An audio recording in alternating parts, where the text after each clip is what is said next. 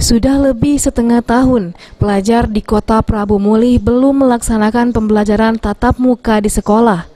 Mulai dari orang tua dan murid berharap agar sesegera mungkin kegiatan belajar dilakukan.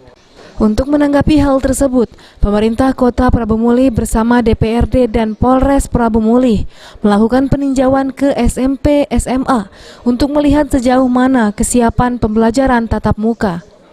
Sekda Kota Prabu Muli mengatakan, dari hasil pantauan sekolah yang ada di Prabu Muli sudah memenuhi persyaratan protokol kesehatan. Nah, ini kan hanya prasarana, tergantung perilaku manusianya lagi. Berarti anak-anak kita kan, anak-anak kita ini peran orang tua, ya, guru-guru lagi. Jangan sampai begitu masuk sekolah, dia tetap sekolah belajar langsung kembali ke rumahnya. Nah itu tinggal lagi. Jangan suruh berkumpul. Kalau masih berkumpul sana sini gitu di luar sekolahan nanti kan. Nah ini gitu cegah itu. Ya kata ada klaster sekolahan. Ini jangan terjadi. Tapi kalau pada prinsip kita lihat di sekolah-sekolah sudah baik. Ketua DPRD Kota Prabu Muli Sutarno yang ikut dalam peninjauan sekolah mendukung kegiatan belajar tatap muka. Namun siswa dan guru wajib mematuhi protokol kesehatan.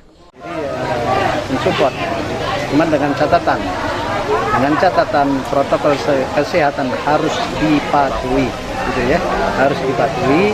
Nah dan juga nanti kita evaluasi per minggu, kita evaluasi kalau manakala nanti sekolahan itu ada penurunan atau tidak patuh dengan itu tadi protokol kesehatan, kita stop untuk pembelajaran yang di sekolahan yang itu tadi yang tidak patuh.